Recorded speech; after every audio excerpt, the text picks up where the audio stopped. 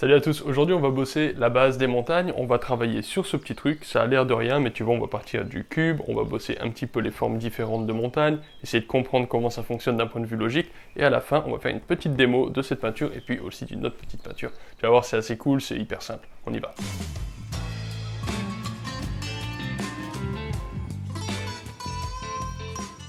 Alors, on va juste se faire un petit cube histoire de savoir ce qu'on fait, tout simplement hop hop, on se dit que la lumière par exemple vient de là-bas. On sait que ça va être éclairé aussi, ça va être à l'ombre, et puis il va y avoir l'ombre portée. On verra, le sujet de l'ombre portée, une autre fois, ça se calcule, mais ça peut être un peu galère.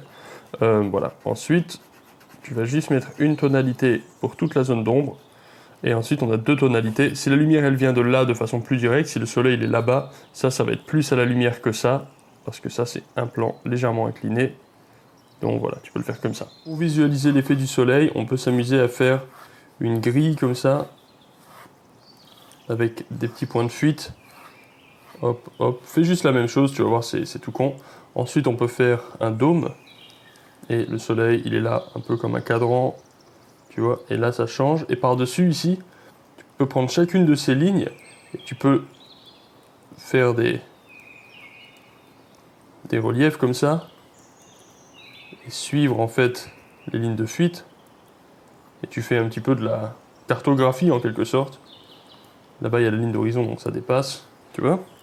Et là, tu vois donc un petit peu comme un relief qui vient vers toi. Ça m'a pris 3 minutes de faire ça à tout casser, même pas, tu vois, je viens de commencer en fait. Et ensuite, eh ben, si par exemple le soleil il est là, eh bien il va falloir déduire quelle zone est au soleil, quelle zone n'est pas au soleil. Donc là, il va falloir visualiser un petit peu comme des choses à facettes. Donc ça, c'est assez pratique pour faire et des montagnes et ou de l'eau éventuellement aussi. Mais bon, là aujourd'hui, c'est plutôt les montagnes. Ensuite, on va définir nos montagnes un peu plus avec quelque chose d'un peu plus sec. N'hésite pas à faire des angles, hein. Les montagnes, c'est pas très arrondi. Souvent, on voit des gens qui font des montagnes comme ça, tu vois. Alors, je te dis pas que ça n'existe pas, hein. Il y a forcément 2-3 endroits où tu as des montagnes arrondies, mais c'est pas très très vraisemblable.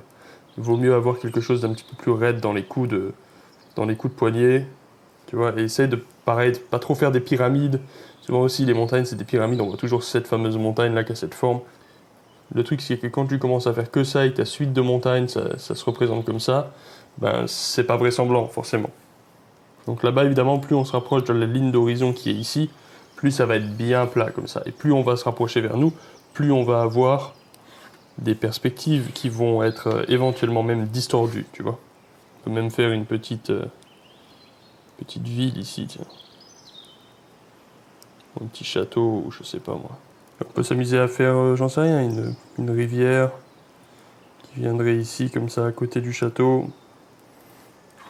Donc tu vois, ça c'est une façon facile d'avoir une certaine forme de perspective. Au fond là-bas on pourrait faire pareil, des points de fuite qui montent vers le haut. Et puis on va pouvoir faire éventuellement des nuages qui correspondent un petit peu à cette perspective-là.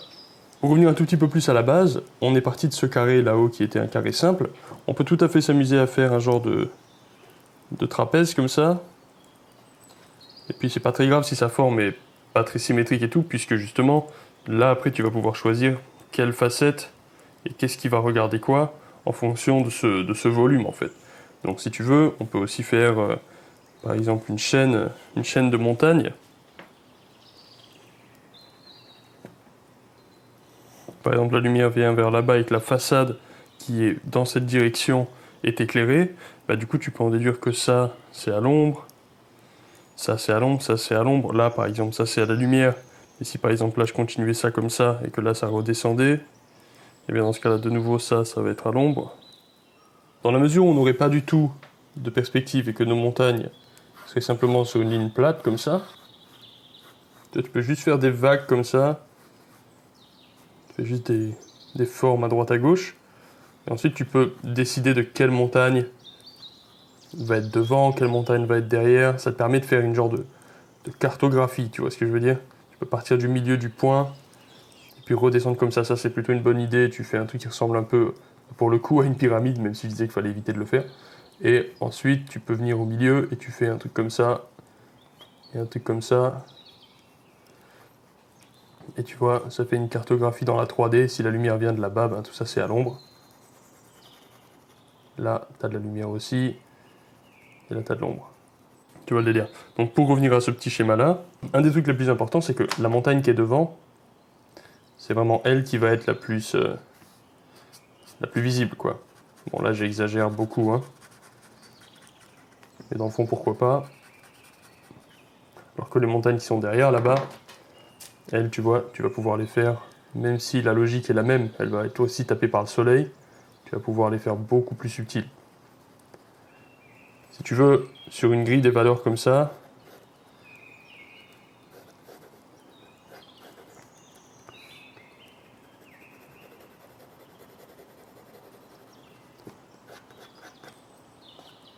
en admettant que là ce soit blanc pur et noir pur, ce qui n'est évidemment pas le cas ici, c'est pour le diagramme, c'est pour l'explication, plus tu vas t'éloigner, plus la différence lumière et ombre va être légère en fait. Plus par exemple les deux familles vont être ici pour les ombres et ici pour les lumières. Et plus tu vas te rapprocher, plus tu vas avoir quelque chose qui va avoir une tendance à être drastique en matière de différence. Donc par exemple tu vas avoir des ombres ici et des lumières là par exemple, tu vois. Et même si tu avais des éléments plutôt clairs dans la lumière, ils pourraient même être ici.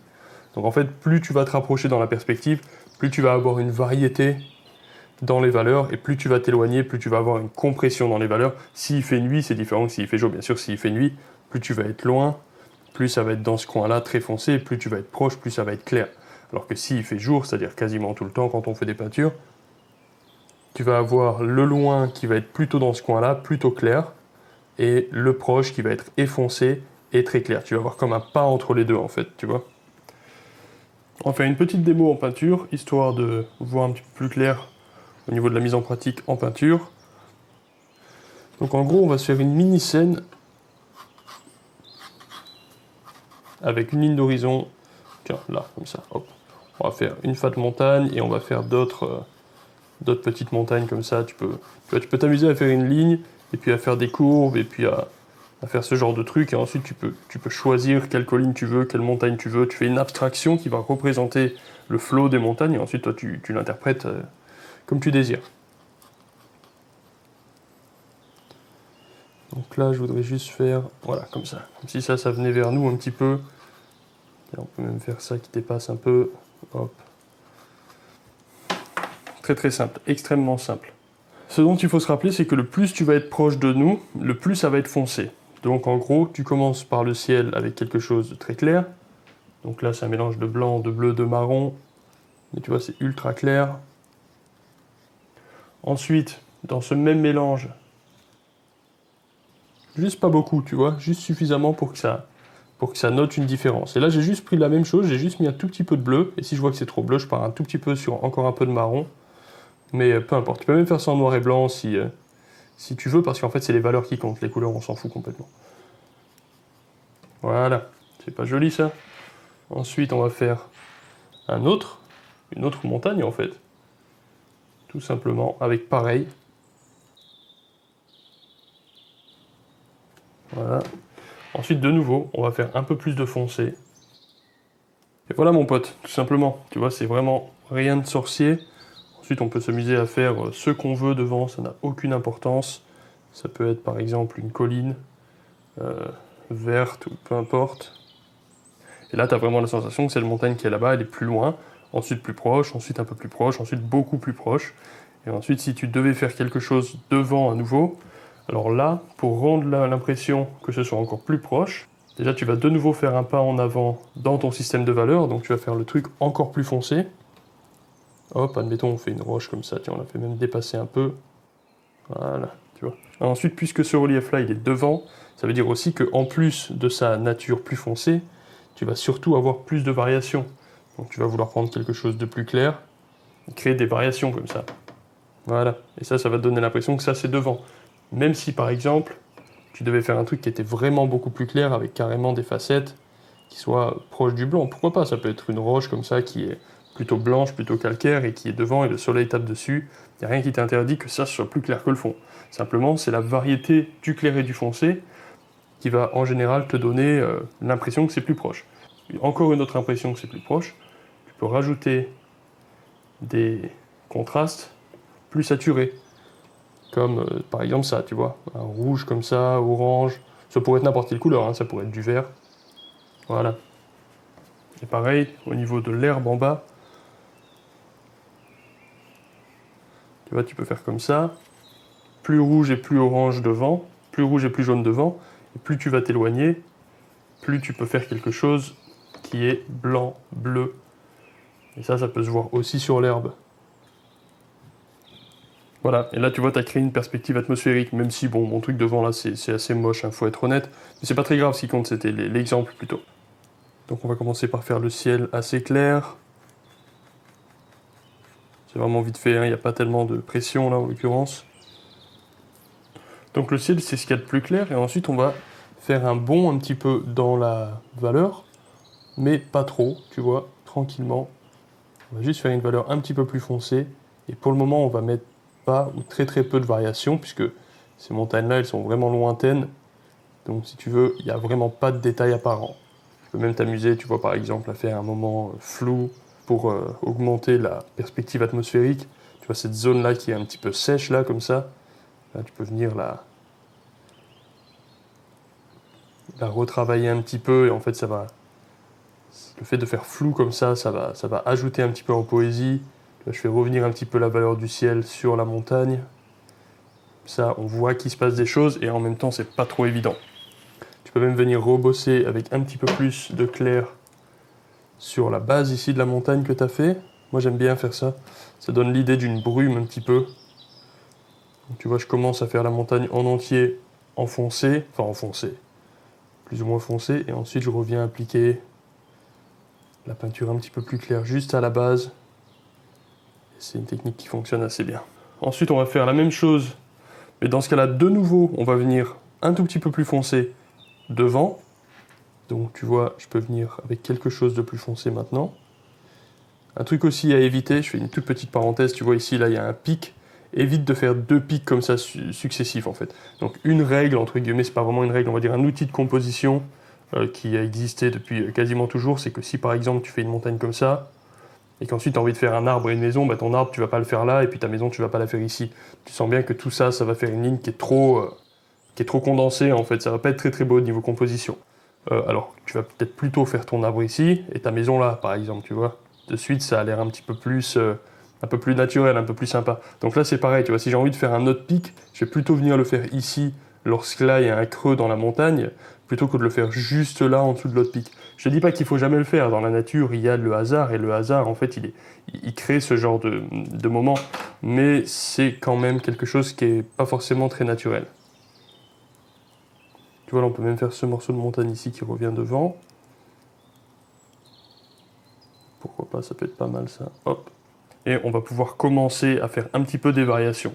Donc tu vois, si ma lumière, elle vient de là-bas, comme j'ai dit tout à l'heure, eh bien, je peux, pourquoi pas, commencer à noter un petit peu avec mon pinceau quelques zones qui, je le crois, seront à l'ombre. Mais tu vois, je mets pas beaucoup de peinture, c'est de la prise de notes, quoi. Là, on pourrait faire un endroit avec un spot de lumière plus élevé. Tac, et là, on pourrait faire la lumière qui fait comme ça et comme ça. Ça serait cool, ça. Tu vois ce S là dans la lumière. Ensuite, on pourrait refaire 2-3 nuages comme ça, histoire de finaliser la composition. Donc la composition de ta peinture, ça passe par un petit peu le rendu, mais beaucoup par comment tu vas organiser justement tes contrastes, tes valeurs, tes zones de lumière, tes zones de foncé. C'est vraiment hyper capital de penser à ça. Tu vois, et là, je vais pouvoir commencer à me rapprocher avec des mélanges de couleurs un peu plus subtils. Il y a un peu plus de jaune, un peu plus de rouge. Au début, j'ai commencé vraiment avec des couleurs ultra basiques. Et là, je vais essayer de tourner la couleur déjà en valeur. On sent que vraiment ça va se rapprocher beaucoup. Mais aussi, ça va se rapprocher en richesse de mélange. Donc, ça va se tourner un peu plus vers le vert et tout ça, là. Après, des montagnes, il y en a toutes les couleurs, hein, ça dépend simplement de leur couleur locale, mais avec la distance, tu vas tomber sur quelque chose de plutôt gris, bleuté, et plus tu te rapproches, plus tu vas voir la couleur locale, donc plus tu vas avoir du rouge de façon générale et du jaune dans ton mélange quand tu t'approches. Là, je peux de nouveau faire le bas, tu vois, ça rajoute un peu de... Le fait de faire la base plus claire, ça rajoute de l'atmosphère en bas de la montagne. L'atmosphère, en général, on aime bien ça quand on fait des paysages. Et là ensuite, quand tu veux vraiment faire quelque chose qui va venir devant en premier plan, c'est là où tu vas pouvoir faire quelque chose qui va être beaucoup plus chaud. Donc là, tu vois, on reste dans les tonalités froides, même si on joue sur les valeurs. Là maintenant, je refais un bond dans la grille des valeurs, ça veut dire que je refais un bond du côté du foncé. Et en plus, En plus de faire ça, j'utilise une couleur chaude. Et entre les deux, tu peux faire des variétés, des variations comme ça. Tu peux introduire un peu de chaud dans le froid, un peu de froid dans le chaud. Tu peux fabriquer comme ça des facettes, un peu comme s'il y avait des roches, des montagnes. Ça, après, c'est à ta libre créativité, hein. Tu vois, là, j'aurais dû aller plus loin. Je vais être obligé de refaire mes petits mélanges. Mais c'est pas grave, tu vois, tu reprends un peu de bleu. Tu fais un truc plutôt bleu désaturé. J'ai déjà expliqué ça, hein, le coup du bleu et du marron et du blanc, comment on fait pour gérer les valeurs, donc je vais pas repasser dessus. Je pourrais peut-être refaire encore une vidéo plus explicite, mais là, c'est pas tellement le sujet. Hop, tu vas refoncer un petit peu avec un peu de bleu, un peu de marron. Petit à petit, tu vas chercher ton mélange. Et l'avantage d'avoir une palette simple, c'est que du coup, tu sais que tu as peu d'options. Donc tu sais que tu vas devoir trouver avec ce que tu as. Je peux même venir éclaircir un peu. Regarde, je vais faire ça maintenant. On va venir éclaircir un peu et puis rajouter un espèce de bleu un peu plus turquoise sur les montagnes de fond, histoire qu'elles aient encore plus de distance. Et tu vois, même si j'éclaircis, les montagnes de fond, elles sont pas plus claires que le ciel. Ça, c'est vraiment important de comprendre qu'il ne faut pas qu'elles soient plus claires que le ciel. À moins d'avoir par exemple une tempête avec un ciel très très foncé, du coup les montagnes éclairées par le soleil sur le côté, ce genre de choses, il y a toujours des conditions qui sont possibles, mais c'est très peu probable. L'eau qui reflète le ciel. En fait, l'eau, elle va refléter la couleur de son environnement. Donc là, en l'occurrence, ça va refléter le ciel directement, mais aussi, ça va refléter la couleur locale de l'eau. La couleur de l'eau en elle-même, elle n'a pas de couleur. Par contre, s'il y a des algues dedans, ça peut devenir vert, ça peut devenir marron. Quand j'étais en Australie, c'était très très rocailleux, et puis les roches au fond de l'eau étaient blanches. Du coup, ça donne cet aspect bleu turquoise de l'eau aussi, comme on peut voir quand tu es dans les pays tropicaux, à certains endroits. Il y a des plages blanches, des sables blancs, et l'eau est turquoise, c'est absolument paradisiaque. Ce genre de choses. Donc ça, c'est pareil, ça peut varier. Bon, cette petite maison, je vais la recouvrir, elle est trop petite, et puis j'ai un peu la cagne de me lancer là-dedans. Tu vois, on peut s'amuser après à travailler un peu plus la couleur locale de la roche. Là, ça fait un peu comme au lac du Salagou, pas loin de chez moi. La roche, elle est rouge. Bon, là, c'est orange, mais tu vois l'idée. On peut retravailler aussi la lumière à cet endroit ici, typiquement. Tu vois, cette zone-là, on sent bien qu'elle est dirigée vers là-bas. Ça veut dire que tout ça, par exemple, il y a de fortes chances pour que ce soit à l'ombre. Et que là, tu as juste un petit morceau ici qui soit à la lumière, là, avant qu'il y ait un autre morceau qui soit de nouveau à l'ombre. Et petit à petit, en connaissant les fondamentaux, tu peux te débrouiller et éventuellement faire un paysage super réaliste sans avoir besoin de modèle, quoi. Ou du moins vraisemblance, c'est pas grave si c'est cartoony ou si ça fait un peu de dessin animé. Moi je pense qu'il vaut mieux des fondamentaux qui soient respectés et un niveau de rendu petit, voire pas très bon, plutôt que l'inverse, plutôt qu'un rendu très très bien, super réaliste avec l'iris de l'œil parfaite et la bouche super tordue par exemple, tu vois, ça fait beaucoup plus amateurisme en fait. Alors que tu regardes les Walt Disney, il y a très très peu de choses, il y a très peu d'infos, et en quelques lignes, les mecs ils font des trucs incroyables, les expressions du visage et tout. Ensuite, si vraiment tu veux y aller et puis faire en sorte que ton point focal soit net et défini, tu peux venir t'amuser avec quelque chose de beaucoup plus foncé encore, et puis tu vas rajouter des contrastes. Hop, un petit peu de poésie avec du blanc et du rouge oxyde. Je vais faire une petite marge à côté de l'eau, un peu plus foncée, qui va représenter la partie de dessous les arbres en fait, tu vois. Parce que quand t'as de la flotte qui vient comme ça, t'as un arbre par exemple qui est là, il est planté ici, notre arbre, et bien toute cette zone-là, en fait elle est foncée parce qu'elle reçoit une ombre portée, tu vois. La lumière qui vient d'ici, elle éclaire l'arbre là, et puis là-dessous comme ça c'est vraiment à l'ombre. Donc tout ça, ça reçoit pas de lumière, ça veut dire qu'en général t'as la berge de la flotte avec la flotte ici comme ça, et ensuite t'as une bande d'ombre qui représente l'ombre portée des arbres, et ensuite tu as la canopée. Ça se fait souvent comme ça. Et tu vois, le fait de pouvoir décomposer tout ça de façon extrêmement simple, ça te donne une visualisation de comment tu peux arriver à ce raccourci. Parce que sinon, tu peux pas illustrer toutes ces choses-là sur une peinture aussi petite, en fait. Mais c'est possible, en minimalisant l'idée. Tu vois, là, par exemple, si on veut rajouter un petit peu d'atmosphère ici, tu peux venir avec un gris bleu, un petit peu blanc, et on peut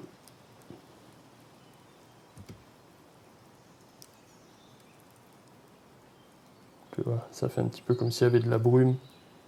Alors ça, C'est bien d'attendre que ce soit sec sinon, et de le faire en glacis, mais là c'est pas grave, c'est pas très important.